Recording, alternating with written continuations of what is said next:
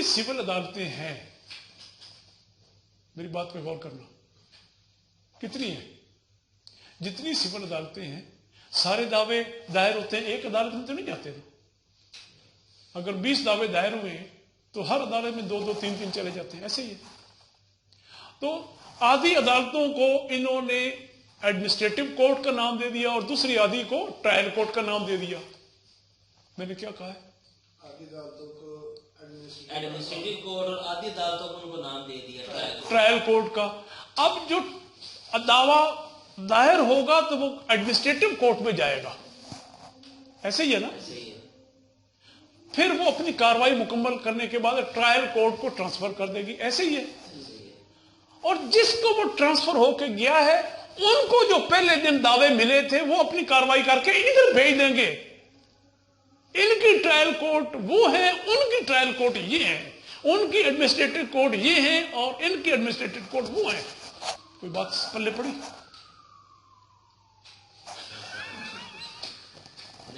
ہوتا ہے دیوانی میں پچھلی کا جو کام ہے وہ ایڈمنسٹریٹو تھا اور اگلی کا جو کام ہے وہ ٹرائل تھا. اب جو ادھر سے ادھر ٹرانسفر ہوں گے تو ان کیسوں کے لیے یہ ٹرائل کورٹ ہے. بات سمجھ آ گئی؟ سر ان کے لیے یہ ٹرائل کورٹ ہے نہ. میں دوبارہ ریپیٹ کرتا ہوں، سینئر سول جج کو تمام دعوے دائر ہوتے ہیں، ایسے ہی ہے. وہ مارکنگ کر کے تمام سول ججوں کو تقسیم کر دیتا ہے. اب وہ سارے سول ججوں نے اپنی کاروائی جواب دعوے تک ایشو فریم کرنے تک مکمل کر کے ان کو لسٹ دی ہوئی ہے کہ آپ نے اپنا کام ایڈمنسٹریٹو کرنے کے بعد فلاں عدالت کو بھیج دینے ہیں. ان ججوں کو پتا ہے، ان کو لسٹ دی ہوئی ہے کہ ہم نے اپنا کام مکمل کر کے انتظامی کام کرنے کے بعد ہم نے یہ دعویٰ کدھر بھیجنا ہے. ان کے دراز میں لسٹ پڑی ہے، وہ ادھر بھیج دیتے ہیں. اب وہ جدھر بھیجیں گے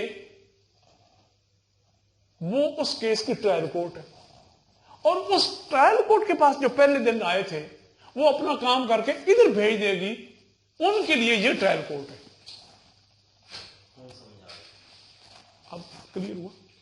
سر جو بھی اس کا فیصلہ عدالت میں فیصلہ ہونے تک کیس نہیں رہنا چاہیے تاکہ کوئی مدعی یا مدعا لے یہ شک نہ کرے کہ جج سے مل گئے ہیں.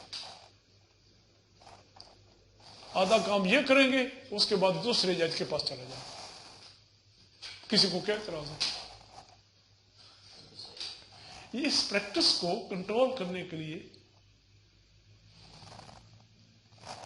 معاشرے کو جوڈیشری کا اعتماد دینے کے لیے یہ چیزیں کی گئی ہیں کہ عدلیہ پہ معاشرے کا اعتماد بحال ہو جائے. آہستہ آہستہ ختم ہو رہا تھا. اب پچھلی عدالت نے تو آرڈر کر دیا، ایشو فریم ہو گئے، آرڈر کر دیا دوسری عدالت میں فلاں تاریخ کو یہ شہادت ہونی ہے اور 7 دن کے اندر فرض گواہ جمع کرانی ہے. اب دونوں پارٹیاں بھاگتی ہیں کہ یار وہ 7 دن کے اندر اندر لسٹ نہ گئی تو مصیبت بن جانی ہے، ساڈا تو رائٹ ختم ہو جانا ہے. اور دونوں فرض گواہ بنا کے پھر اس سے جمع کرا دینے. اور جنہیں آرڈر کیتا ہے انہوں کو جاندے نے تو کہتے ہیں جی ادھر دیو، تو ادھر جاندے تو کہتے ہیں جی ادھر دیو. یہ پریکٹیکل پرابلم جو آ رہے ہیں. اچھا وہ اگلی عدالت جتنے جانا ہے وہ کہتے ہیں جی سارے کو مصر نہیں آئی، اسی کیوں مصور کریے. تو میں پٹنا کہ یار وہ 7 دن ختم ہو گئے نے، میں کی کرا، میرا تو رائٹ ختم ہو جانا ہے. اور وہ کہتے ہیں پھر جنہیں کو مثل ہے انہوں کو جاؤ، پھر ادھر میں نسنا. وہ علمات کہتا ہے یار میں ہوں ہی چڑھا کے بھیج دینا، ادھر ہی جمع کرو، میرے گل کیوں پہنتے ہو. اب ہر ٹرائل جو ہے وہ مجسٹریٹ کے پاس چلان آتا ہے اور پھر وہ ایڈمنسٹریٹو کام کرتا ہے، پہلے طلبی والا، سمر والا. یہ میں نے دیوانی والا اس لیے سمجھایا کہ فوجداری پھر آپ کو آسانی ہو جائے گی. وہ جو طلبی کرے گا وہ ایڈمنسٹریٹو کام ہے، وہ ٹرائل نہیں ہے. ٹرائل کب شروع ہوگا؟ جب وہ دوسری عدالت کو بھیجے گا. نہ فوجداری میں تو ایسا نہیں ہے. اچھا فوجداری میں ایسا، فوجداری میں ایسا نہیں ہے.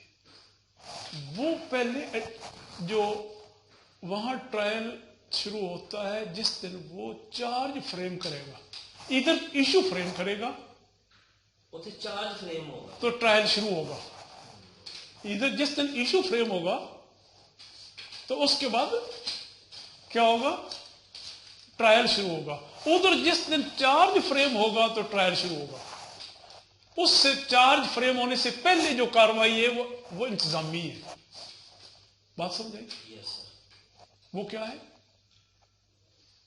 ट्रायल कोर्ट उस वक्त शुरू होगा जब उसके चार्ज फ्रेम लगे। जिस दिन चार्ज फ्रेम होगा उस दिन से वो ट्रायल शुरू होगा। तो उससे पहले पहले वो सारे इंतजामी कार्रवाई इंतजामी है, लेकिन वहां उसको बोलना क्या जाता है, इंक्वायरी स्टेज है, मजिस्ट्रेट की इंक्वायरी स्टेज है।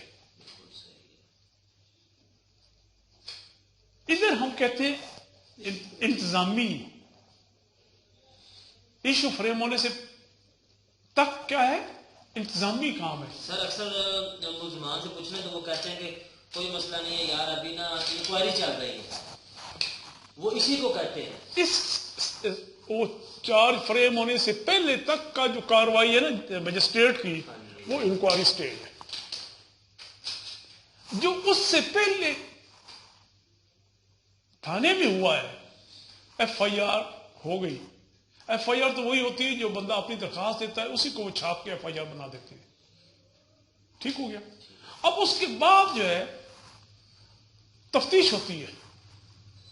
क्या होती है? तफ्तीश। तो वो तफ्तीश की स्टेज है थाने में। थाने में तफ्तीश की स्टेज, तफ्तीश की स्टेज है। Investigation.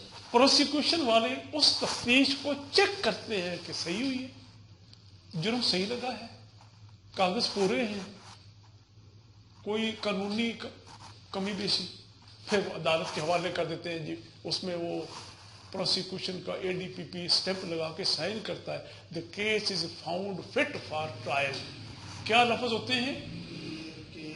The case is found fit for, ये लिख के स्टैंप लगा के साइन करके फिर अदालत को देता है। The case is found fit for trial.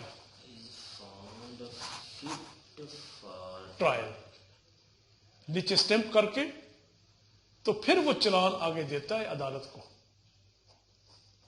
Stamp या सील? है? स्टैम्प या सील। सील। तलब करना मुलजमान को, समन करना, मुलजिम आ गए, हाँ जी, फिर उनसे वो बात करता है, हाँ जी आपने ये जुर्म किया है। वो कहते हैं जी हमने नहीं किया। अगर किया है तो फिर उनकी चार्ज फ्रेम करके सजा दे देगा। अगर वो कहते हैं हमने नहीं किया है तो कहेंगे वो गिल्टी। क्या है? गिल्टी। अगर नहीं किया तो वो कहेंगे नॉट गिल्टी। तो फिर वो चार्ज फ्रेम करके आगे लिखेगा मुलजिम ने कहा है नॉट गिल्टी।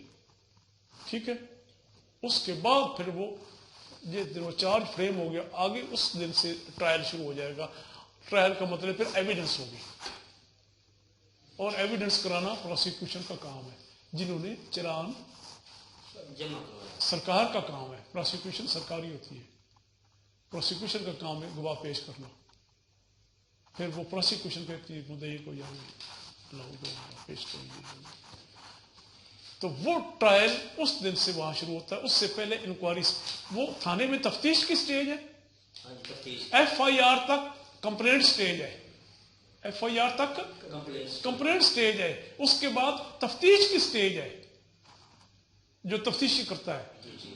इधर प्रोसिक्यूशन की स्टेज है, और उसके बाद फिर इंक्वायरी स्टेज है मजिस्ट्रेट की, और जिस दिन चार्ज फ्रेम होता है फिर ट्रायल की स्टेज आती है। अब जिस दिन चार्ज फ्रेम होता है उस दिन से वो ट्रायल केस कहते हैं। अब मर्डर ट्रायल, अगर वो 302 दफा लगी है तो उस केस को मर्डर ट्रायल कहेंगे।